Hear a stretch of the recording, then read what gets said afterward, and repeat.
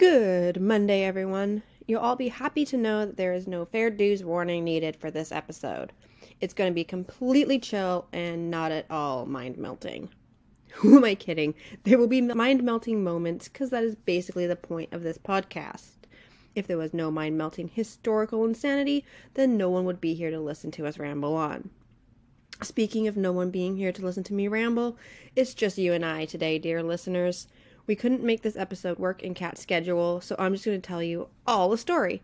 This episode is probably going to be a bit shorter than usual, but it will still be fun. Today, however, I am keeping it less about murder and really dark stuff. Instead, we just have some fun family scandal all set around Paris, France. There are technically multiple scandals that we get to chat about surrounding one woman. Her name was Lillian Bettencourt. Let's take a look at her family line to start off with, shall we?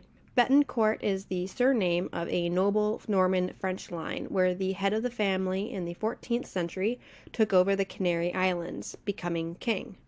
This was a very short-lived rule, but it allowed the family to gain footholds in various areas, including Spain and the Philippines. Lillian is not a member of this family, but rather married into the famous surname. That being said, her maiden name is just as famous as her married name.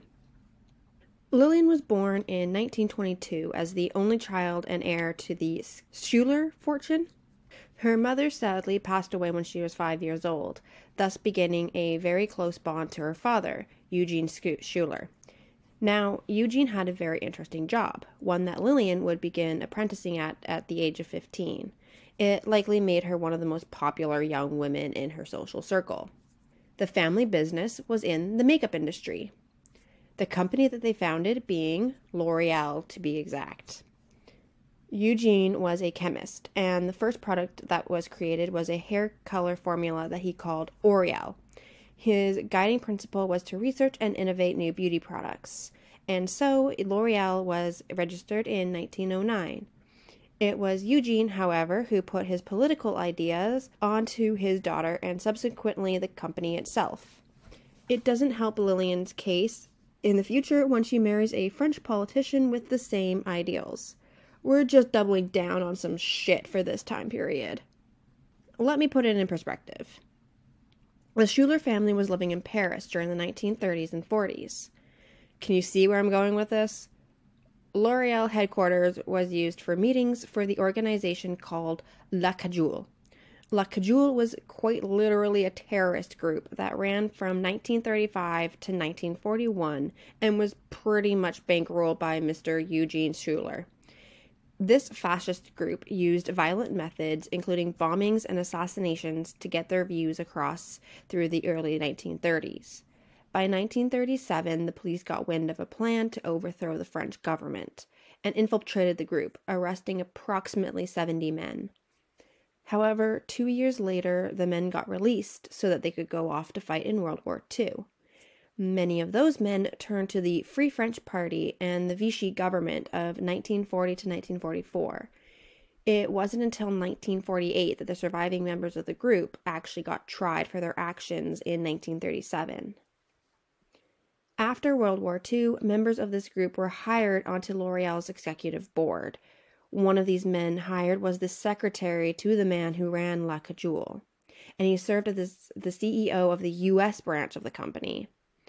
There's a lot more information about this part of L'Oreal's past in a book called Bitter Scent by Michael Bar-Zor, but I won't be going into much detail about it today.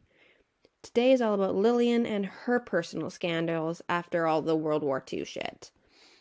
One of the things that I actually find really funny, though, is that whenever Lillian talked about her father's political alliances, which was rare, she'd say that he was naive and didn't really know politics. Yet in 1950, she married André Bettencourt, a politician with similar ideas. In fact, André had been in the La Cajole group that her father basically bankrolled. They most likely met this way since André was one of the men who got asylum through the L'Oreal company. Between 1940 and 1942, Bettencourt wrote over 60 articles for a French magazine that was financed by the Nazi regime and spread a lot of anti-Semitism throughout Nazi-occupied France. He has since said that his journalistic pieces were a mistake of youth and fueled by the spread of propaganda. The scandals that would chase Lillian through her life were not quite morally scandals, but mainly financial. Said scandals are also very family-centric. A feud between Lillian and her daughter Francois raged on for years. All of this basically over one man, Francois Marie Benier. Lillian met him in 1987 when he photographed her for a French magazine. She was already pretty much the world's wealthiest woman after inheriting L'Oreal and the family fortune from her father when he died in the late 50s. She also had a 3% share in Nestle, which would have made her a ton of money as well, and Nestle had shares in L'Oreal. In 2007, just after Andre died, Lillian's daughter quickly took criminal action against Benier, accusing him of taking advantage of Lillian when she was of unstable mind. This is because over the years of friendship between Lillian and Benier, Lillian ended up gifting him upwards of 1.3 billion euros.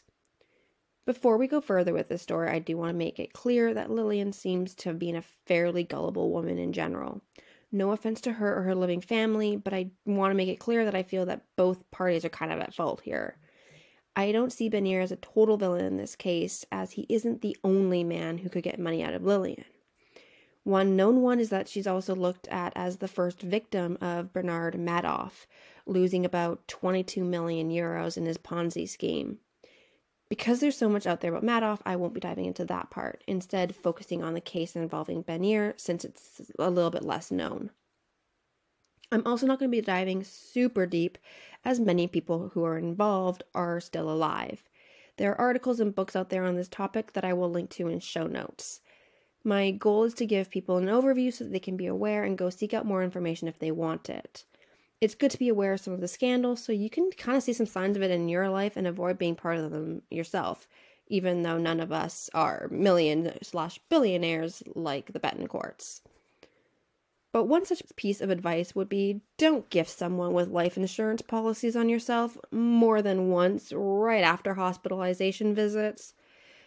Benier received one for 253 million euros in 2003 and another for 262 million euros in 2006. Both of these as Lillian was recovering from hospital visits. Many of the other gifts to Benier included pieces of priceless artwork such as Picasso and Matisse pieces and just plain cold hard cash.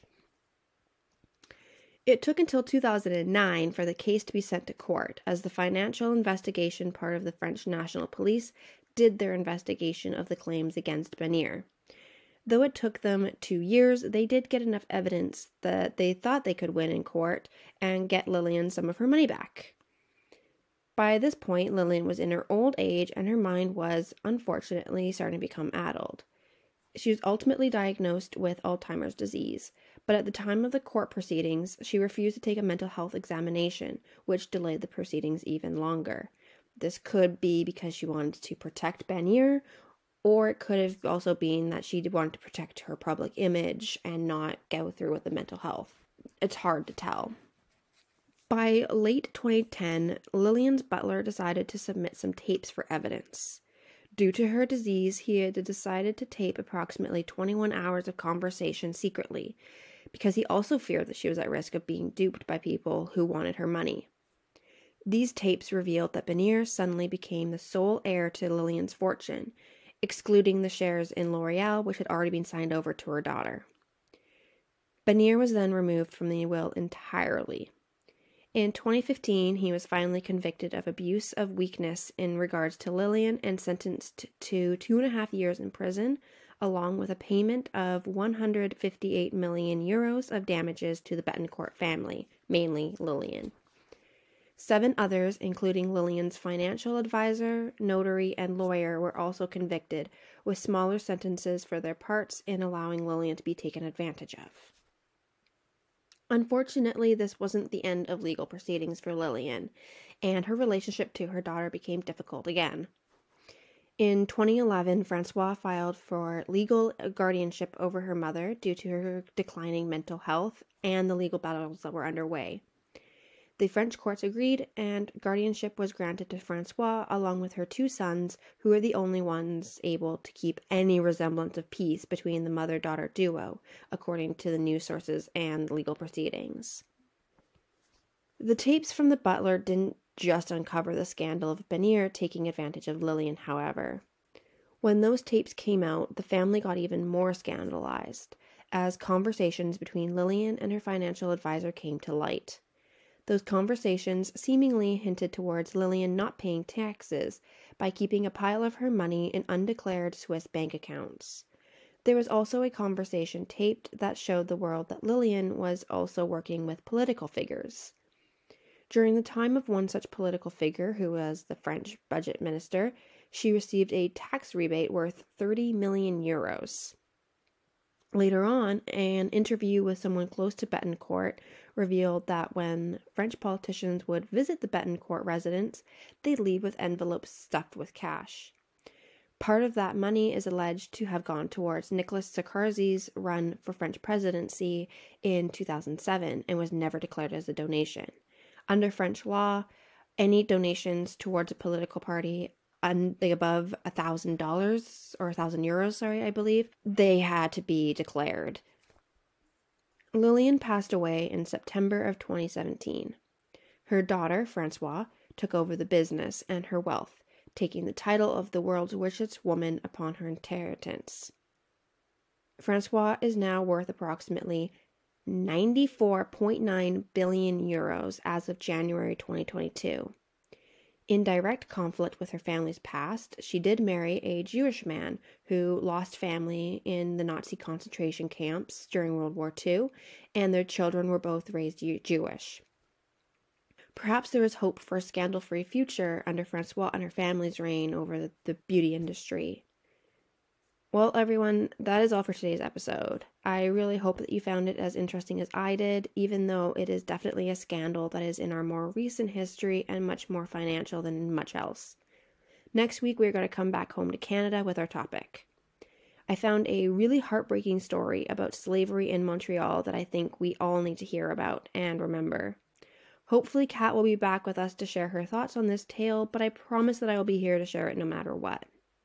And on that note, I also want to ask if everybody could please like, subscribe, and review the podcast on Apple Podcasts, as well as anywhere else that you can review our podcast. It would make it so much easier for us to be able to continue this podcast if we have more people listening. So yeah, if you enjoy, please do just share it with everybody and help us get up in the ratings so that other people can notice it as well.